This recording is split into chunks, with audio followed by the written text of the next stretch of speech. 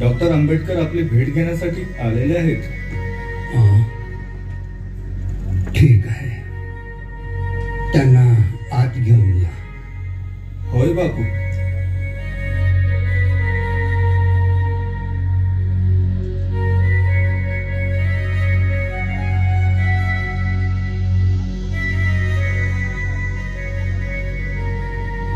Round table conference मध्ये तुम्ही अस्पृश्यांच्या हितरक्षणासाठी ज्या मागण्या सादर केल्या आहेत त्या मागण्यांमध्ये काही फेरबदल तुम्ही करणार काय?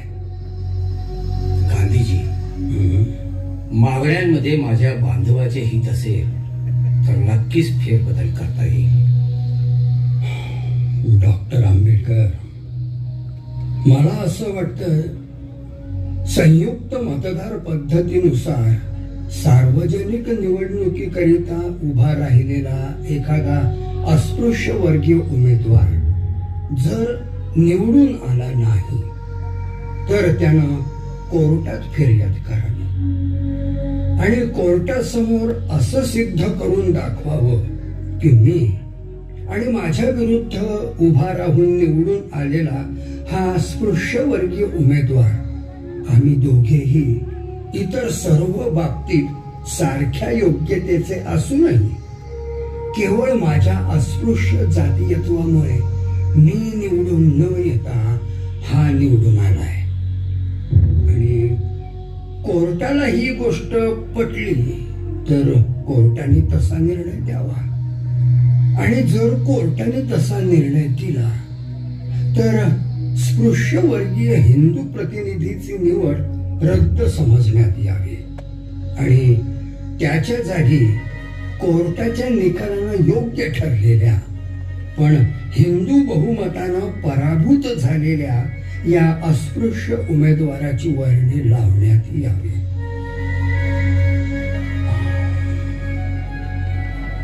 आंबेडकर, काय म्हणणं आहे तुमचं? पटतंय ना तुम्हाला हे? मला अजिबात पटत नाही गांधीजी. गांधीजी, तुम्ही विरोध करता आहात. तुम्हाला वाटतं की सार्वजनिक मतदानाच्या हक्काशिवाय अस्पृश्यांकरिता राखीव जागांची वगैरे कसलीही खास व कायदेशीर सवलत मिळता कामा नये. मिस्टर आंबेडकर, हिंदू धर्मात फूट पडू नये असं मला वाटतं. इथे फूट पडण्याचा प्रश्नच येत नाही गांधीजी. स्वतंत्र मतदार संघामुळे अस्पृश्यांचे खरे कळकळीचे प्रतिनिधी निवडून येतील. मी भविष्याचा विचार करून हा निर्णय घेतलेला आहे. मग हिंदूंचं भविष्य काय? आम्ही हिंदू नाहीत असं तुम्हाला वाटतं का? नाही, असं मला म्हणायचं नाही. गांधीजी, आम्हाला कसली वागणूक या धर्माने दिली? स्वातंत्र्य, समता, न्याय आणि बंधुभावापासून आम्ही अनेक मैल दूर आहोत. हे अंतर कमी करण्यासाठी आमचे हित संसदेत आणि विधानसभेत मांडण्यासाठी आमचे खरे प्रतिनिधी निवडून यावेत असे आम्हाला वाटते. खरे प्रतिनिधी? होय, खरे प्रतिनिधी. तुम्ही म्हणता त्याप्रमाणे राखीव जागांमुळे अस्पृश्य प्रतिनिधी निवडून येतील, मात्र ते अस्पृश्यांचे हित जोपासण्यास समर्थ ठरणार नाही. ते आपापल्या राजकीय पक्षांच्याच वर्चस्वासाठी आणि हितासाठी काम करतील. आंबेडकर, तुम्ही केवळ अस्पृश्यांचंच हित जोपासण्यासाठी असं बोलत आहात आणि मी समस्त हिंदूंचं हित साधू इच्छितो, राष्ट्राचं कल्याण करू इच्छितो. अस्पृश्यांना तोडून तो हिंदू समाजाचा भाग नाही. तुम्ही आम्हाला नीट समजून घेत नाही मिस्टर गांधी. आज देश तुमच्या पाठीशी आहे म्हणून अस्पृश्यांचे हित तुम्ही गावकुसा बाहेर ठेवत आहात. डॉक्टर आंबेडकर, तुम्ही हे काय बोलताय? मी अनेक वर्षांपासून अस्पृश्यांसाठी काम करतोय. मला माहिती आहे की अस्पृश्यता हा हिंदू धर्मावरचा कलंक आहे. अस्पृश्यता हा आमच्या देहावरचा कलंक आहे मिस्टर गांधी, आणि तो आम्हालाच धुवून काढावा लागेल. तुम्हाला जर अस्पृश्यता हा हिंदू धर्मावरचा कलंक आहे असे वाटत असेल ना, तर हा कलंक आतापर्यंत तुम्ही पुसून का टाकला नाही? हे बघा डॉक्टर आंबेडकर, काँग्रेस ही अस्पृश्यांची हितकर्ती संघटना आहे आणि ती कित्येक वर्षांपासून अस्पृश्यांच्या प्रश्नात रस घेत आहे. पण आमचे रक्त शोषण कुठे थांबले आहे? डॉक्टर शांत व्हा, शांत व्हा डॉक्टर. आमची भूमिका नीट समजून घ्या. माफ करा मिस्टर गांधी, तुमची ही दुट्टप्पी भूमिका मला नीट पटत नाही. तुम्हाला अस्पृश्यांचे हित करायचे आहे तर मग आमच्या मागण्याचा विरोध का करता तुम्ही? शीख, मुस्लिम, अँग्लो इंडियन यांच्या बरोबरच जातीय निवाड्याच्या आधारावर स्वतंत्र मतदारसंघ अस्पृश्यांना मिळाला तर बिघडणार कुठे? डॉक्टर आंबेडकर, अस्पृश्य हे हिंदू असल्यामुळे त्यांना राजकीय संरक्षण देण्याची गरज नाही असं मला वाटतं. मिस्टर गांधी, काय बोलतात तुम्ही हे? जोपर्यंत दलित वर्गाच्या हातात राज्य शासनाची सूत्रे येत नाही तोपर्यंत त्यांच्या प्रश्नाचे निराकरण कदापि होणे शक्य नाही. तुम्ही मुसलमान, शीख, अँग्लो इंडियन या आमच्या अल्पसंख्याक बांधवांकडे जेवढे लक्ष देत आहात तेवढे लक्ष आमच्याकडे देत नाहीत. ही सावत्रपणाची तुमची नीती मला अजिबात पसंत नाही. तुम्ही आणि तुमचे काँग्रेसचे धोरण मला अस्पृश्यांच्या हिताचे वाटत नाही.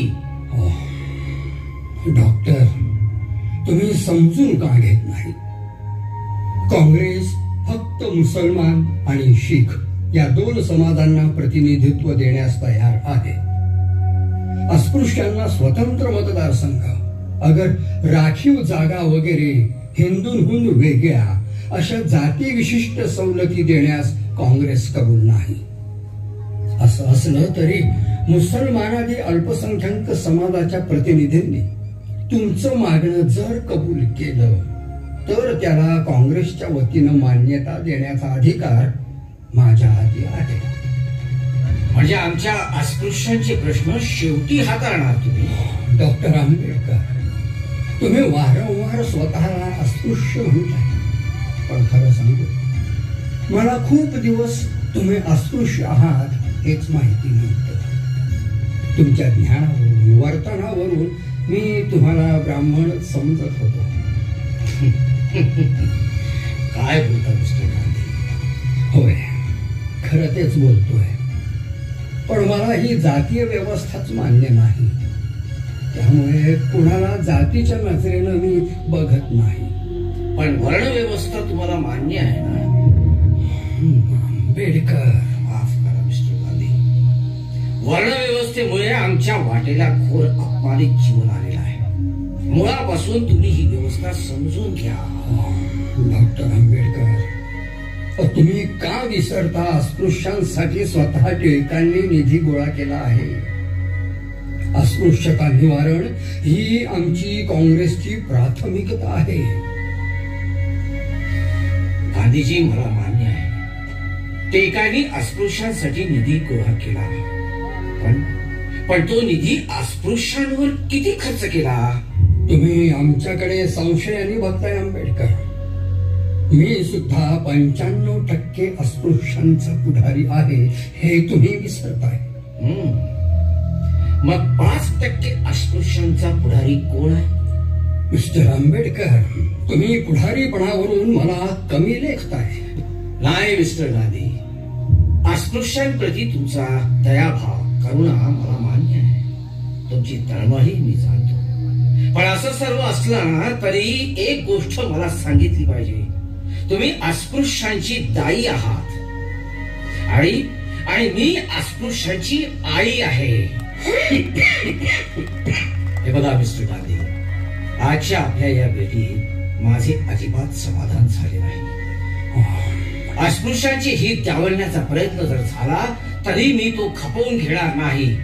जर कोणी मला जवळच्या दिव्याच्या खांबावर फाशी दिली तरी माझ्या लोकांच्या न्याय हक्काशी मी प्रतारण करणार नाही. डॉक्टर आंबेडकर, तुम्ही गंभीरपणे विचार करावा असं मला वाटतं. तुम्हीच आमचा नीट विचार करा. एवढं लक्षात ठेवा मिस्टर गांधी, आम्ही स्वाभिमानी आहोत.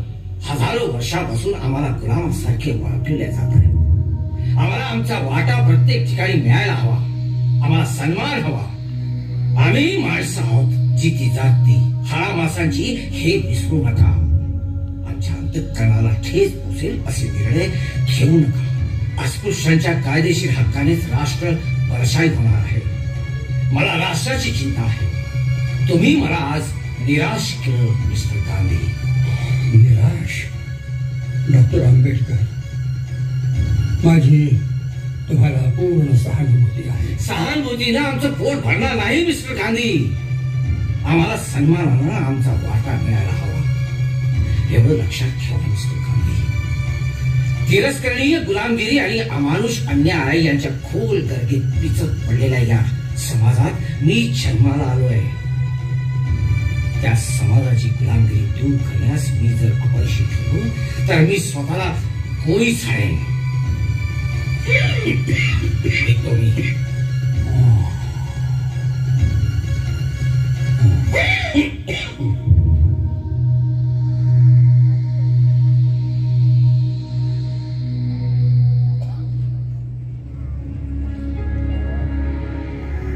अस्पृश्यांच्या हिताच्या संरक्षणार्थ डॉक्टर बाबासाहेब आंबेडकर आणि महात्मा गांधीजी यांच्यात टोकाचे मतभेद निर्माण झाले. दुसऱ्या गोलमेज परिषदेत भाग घेण्यासाठी डॉक्टर बाबासाहेब आंबेडकर सप्टेंबर 1931 साली लंडनला गेले. ब्रिटिश पंतप्रधानांनी अल्पसंख्याकांच्या प्रश्नावर लवाद म्हणून आपला निवाडा जाहीर केला. 6 मार्च 1932 पासून बहिष्कार आणि सविनय कायदेभंगाच्या चळवळीत महात्मा गांधीजींना अटक होऊन येरवडा जेलमध्ये ठेवण्यात आलं. ब्रिटिश पंतप्रधान मॅकडोनाल्ड यांनी अस्पृश्यांना स्वतंत्र मतदारसंघ बहाल केल्याच्या निर्णयाविरोधात महात्मा गांधीजींनी येरवाडा तुरुंगात आमरण उपोषण सुरू केले. सारा देश हादरून गेला. काँग्रेस सकट सारा देश गांधीजींच्या पाठीशी मोठ्या संख्येने उभा होता. डॉक्टर बाबासाहेब आंबेडकरांना ब्रिटिशांचे हस्तक समजून अपराधीपणानं आरोपीच्या नजरेनं सारे पाहत होते. मात्र येरवडा तुरुंगात गांधीजींना सहानुभूती मिळत होती. मात्र डॉक्टर बाबासाहेब आंबेडकरांची प्रतिमा खलनायकाची करण्याचे विरोधकांचे सारे प्रयत्न होते. बरं, खंबीरपणे विलक्षण धाडसाने डॉक्टर बाबासाहेब आंबेडकर आपल्या भूमिकेवर ठाम होते. देशभर खळबळ माजली होती. गांधीजींची प्रकृती खालावत चालली होती. बऱ्याचदा चर्चा घडून येत होती. मात्र समाधानकारक तोडगा निघत नव्हता. Sardar Vallabhbhai Patel, C Rajagopalachari, Sarojini Naidu, doctor Rajendra Prasad, Jayakar, Birla, Sapru, Chunilal मेथा, doctor Solanki अशा अनेक मंडळींसोबत बाबासाहेबांची गांधीजींची बऱ्याचदा चर्चा घडून आली. मात्र निष्पन्न काहीच होत नव्हतं. आणि एक दिवस उपोषणावर बसलेल्या गांधीजींना भेटण्यास येरवडा कारागृहात डॉक्टर बाबासाहेब आंबेडकर गेले.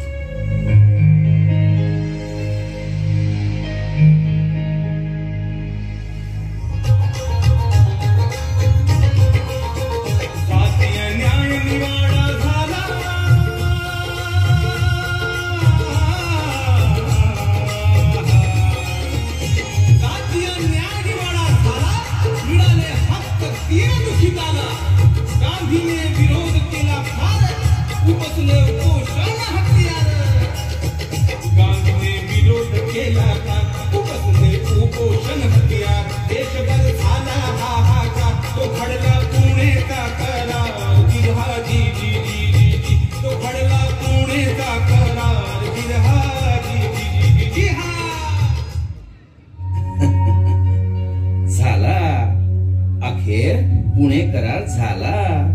गांधीजींचेही प्राण वाचले आणि आपल्या बाबासाहेबांचेही. बाबासाहेबांचीही? होय. अरे, बाबासाहेबांनी सही केली नसती तर गांधीजींचे प्राण गेले असते. मग लोकांनी सूड नसता का उगवला? खरं आहे मित्र हो. अरे, आपल्या दलित शोषित, वंचित, बहुजन समाजाला कायदेशीर हक्क आणि अधिकार देण्यासाठी त्यांनी आपले प्राणपणास लावले. अनेकांच्या खुनांच्या धमक्यांना भीक न घालता सामाजिक स्वातंत्र्याची ही लढाई अत्यंत खंबीरपणे आणि कुणाचंही रक्त न सांडवता लोकशाही मार्गाने यशस्वी करण्याचाच त्यांनी प्रयत्न केला. या आमच्या नव्या प्रतिसृष्टीच्या या निर्मात्याचे आमच्यावर किती उपकार आहेत. आमच्यासाठी नवी स्वातंत्र्य भूमी निर्माण करणाऱ्या या आमच्या विद्यापीठाच्या या अपूर्व योद्ध्याचे किती ऋण आहेत, किती ऋण आहेत आपल्याला. लक्षात घ्या मंडळी, किती ऋण आहेत. पुणे करार झाला, परंतु त्या करारानं डॉक्टर बाबासाहेब आंबेडकर समाधानी झाले नाहीत. डॉक्टर बाबासाहेब आंबेडकरांनी BIT चाळ परळ येथून आपला मुक्काम नेहमीसाठी हिंदू कॉलनी दादर इथं हलवला. तिथे त्यांनी अपार कष्टातून राजगृह बांधलं.